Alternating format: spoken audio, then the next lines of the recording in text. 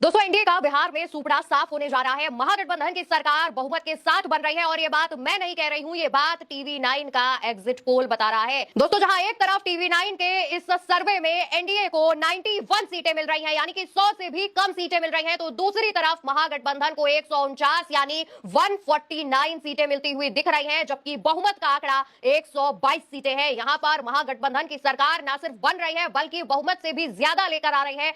149 सीटें महागठबंधन के खाते में जाती हुई दिख रही हैं। टीवी 9 का ये एग्जिट पोल है जो ये बात बता रहा है कि इस बार बिहार में बदलाव होने वाला है। यहां पर बाकियों के खाते में 3 सीटें दी गई हैं। इन बाकियों में जनसुराज, एआईएमआईएम जैसे बाकी के दूसरे दल शामिल हो सकते हैं, लेकिन 243 सीटें 243 सीटों में एनडीए को मात्र सिर्फ और सिर्फ 91 सीटें मिलती हुई दिख रही हैं। बहुमत से काफी पीछे। बहुमत का आंकड़ा बिहार में 122 सीटों का है दोस्तों, और टीवी 9 के सर्वे ने यह बता दिया है कि महागठबंधन जो है वो सरकार बनाने जा रहा है, और न सिर्फ सरकार बनाने जा रहा है बल्कि इस बार बहुमत से भी ज्यादा सीटें महागठबंधन के खाते में जाती दिख रही हैं। और ऐसा ही कुछ जो अनुमान है वो फलौदी सट्टा बाजार ने भी लगाया है। वही फलौदी सट्टा बाजार जिसके बारे में आपको भरत जी ने भी काफी आसान शब्दों में समझाया और बताया कि फलौदी सट्टा बाजार क्या कह रहा है। आप खुद इस बार एक बार फिर से फलौदी सट्टा बाजार का जो आकलन है वो देखिए। महागठबंधन को 138 से 159 सीटें मिलती हुई दिख रही है, यानी कि 130 से भी ज्यादा सीटें महागठबंधन के खाते में जा रही हैं।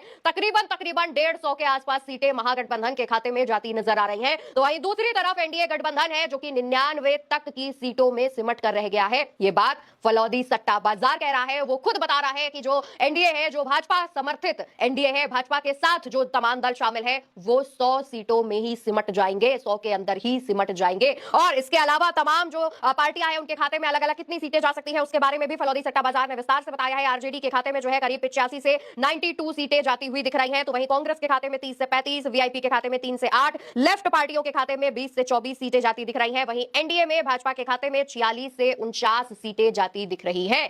101 सीटों पर लड़ने वाली भाजपा 49 सीटों तक सिमट सकती है।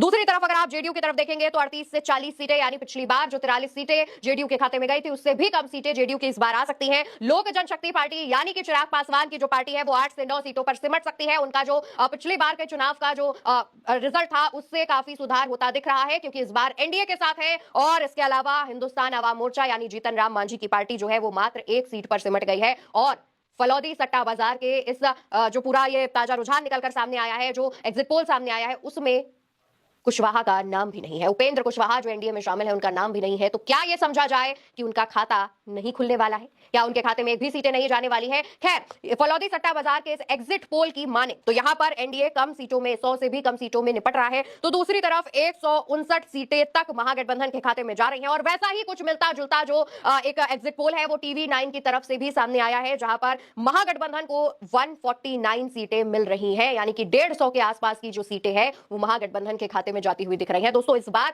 पहले चरण की आप बात कर ले या दूसरे चरण की बात कर ले, बंपर वोटिंग हुई है, छप्पर फाड़ वोटिंग हुई है। बढ़ चढ़कर लोगों ने इस बार के मतदान में हिस्सा लिया है और वोटिंग किया है।